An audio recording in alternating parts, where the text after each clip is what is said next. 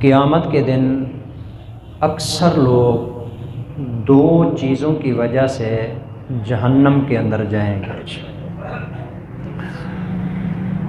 فم اور فرج۔ دونوں کا تعلق جس لفظ کے ساتھ ہے عربی زبان میں، وہ دونوں لفظ تقریباً ایک ہی حرف سے شروع ہوتے ہیں اور وہ لفظ حرف فا ہے۔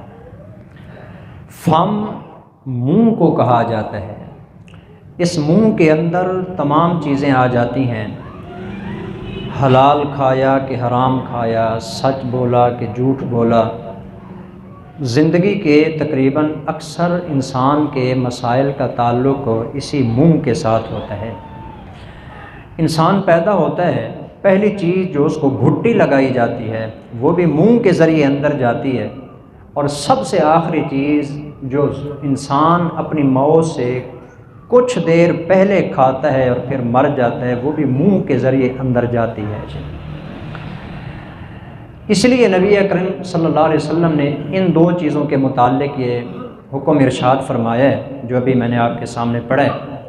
پہلی چیز فم منہ، اور دوسری چیز ہے فرج شرمگاہ جی۔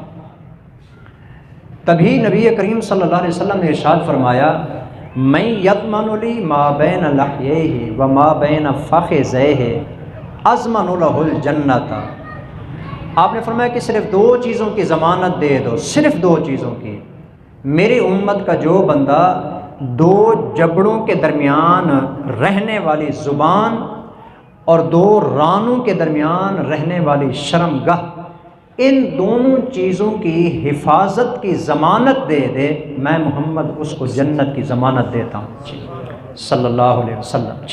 صرف دو چیزیں، اس لیے ان دو چیزوں کے اوپر خصوصی طور پر اہتمام کرنا چاہیے۔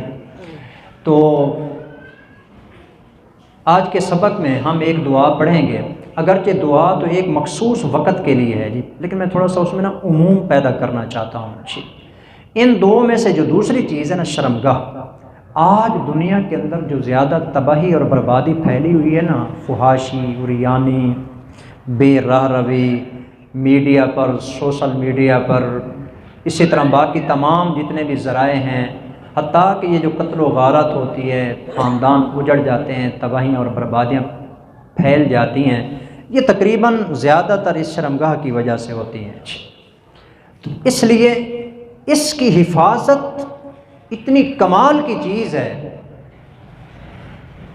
بخاری شریف کے اندر ایک روایت آتی ہے، رسول اکرم صلی اللہ علیہ وسلم نے ارشاد فرمایا کہ جو بندہ جوانی کے اندر اپنی اس شرمگاہ کی حفاظت کر لے، پاک دامن بن کے رہے جی، گناہ کی دعوت بھی ملے پھر بھی پاک دامن بن کے رہے، ہر طرف سے گناہ ہی گناہ اس کو نظر آ رہے ہوں، نہیں جاتا اس کی طرف، اپنی عزت و عصمت کی حفاظت کرتا ہے، حضور نے فرمایا کل قیامت کے دن اللہ اس نوجوان کو عرش الہی کا سایہ عطا فرمائیں گے۔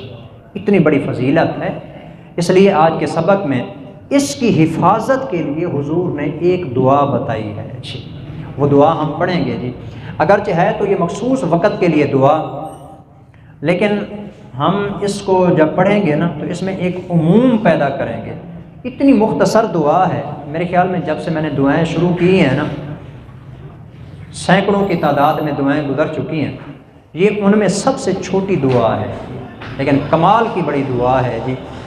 یہاں بیٹھے بیٹھے ہی تقریباً یاد ہو جائے گی۔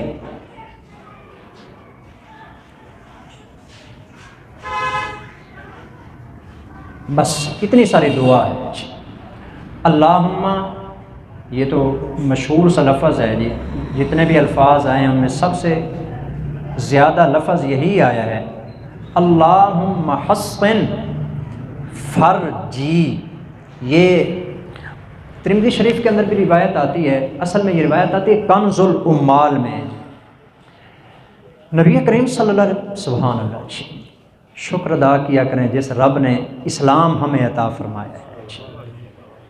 مجھے 7 آسمانوں کو پیدا کرنے والے رب کی قسم، اللہ اگر مشرق سے لے کر مغرب تک کسی کو ساری کائنات کا بادشاہ بنا دے اور دوسرے بندے کو صرف ایمان دے دے، خدا کی قسم یہ ساری کائنات کے مقابلے میں ایمان زیادہ قیمتی ہے۔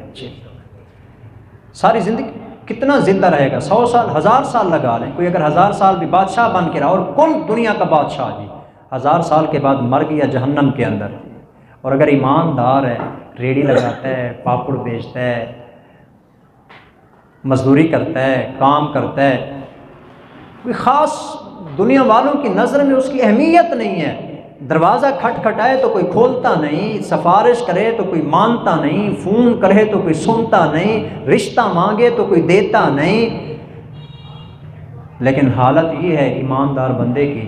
سورۃ المؤمن میں اللہ تعالیٰ فرماتے ہیں کہ الذین یحملون العرش ومن حولہ یسبحون بحمد ربہم ویستغفرون للذین آمنوا، یہ ایماندار بندہ جو آخری درجے کا غریب ہے، سارا دن تھک ہار کے کام کاج کر کر کے عشاء کی نماز پڑھ کے سوتا ہے، اس کو نیند آ جاتی ہے، اللہ عرش اٹھانے والے فرشتوں سے کہتا ہے میری تسبیح چھوڑ کے اس میرے بندے کے لیے رحمت و مغفرت کی دعا کرو۔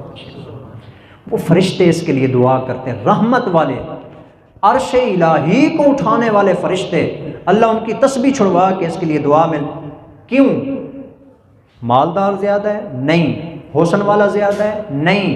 دولت والا ہے؟ بادشاہ؟ نہیں، کچھ بھی نہیں، عام غریب آدمی ہے جی۔ کیوں اس کے لیے اللہ فرشتوں کی ڈیوٹی لگا رہا ہے کہ اس کے لیے رحمت کی دعا کرو؟ اس وجہ سے کہ اس کے دل کے اندر ایمان موجود ہے، ایمان اتنی بڑی دولت ہے۔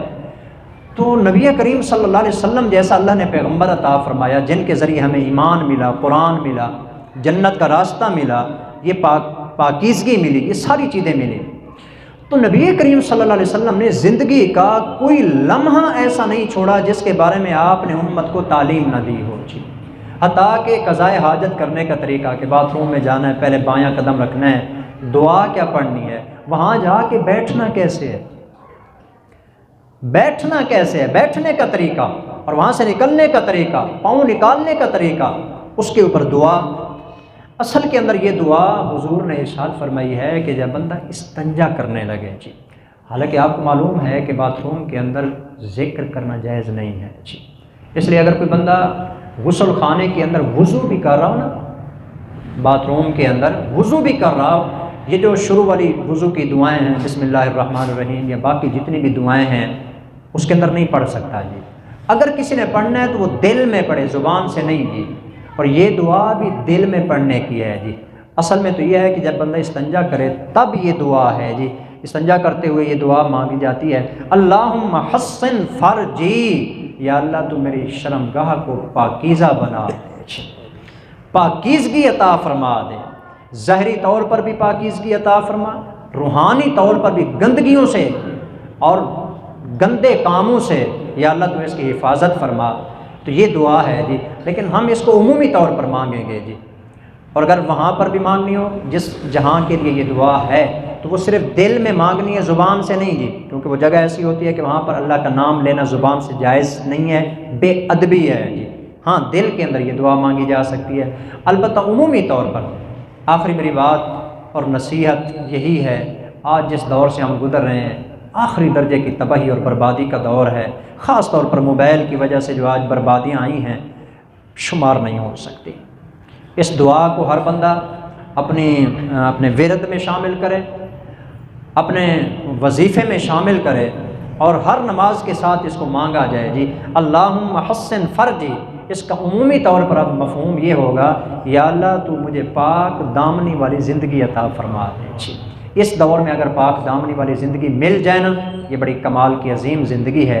اللہ پاک سے دعا ہے اللہ ہم سب کو عمل کی توفیق عطا فرمائے۔ بلکہ پڑھیں اس کو جی، اللہم حسن، یہ پڑھنا بھی سواد کے ساتھ ہے، حسن سین کے ساتھ نہیں پڑھنا، سین پڑھی تو مفہوم بالکل خراب ہو جائے گا جی، معنی ہی بدل جائے گا، سواد کے ساتھ اس کو پڑھنا ہے۔ حسن کا معنی پاکیزہ کرنا ہوتا ہے کسی چیز کو، اور سین کے ساتھ حسن ہو تو اس کا معنی ہوتا ہے خوبصورت بنانا جی، ظاہری خوبصورتی مراد ہوتی ہے، جبکہ یہاں ظاہری نہیں باطنی پاکیزگی مراد ہوتی ہے۔ اللہم حسن فرجی،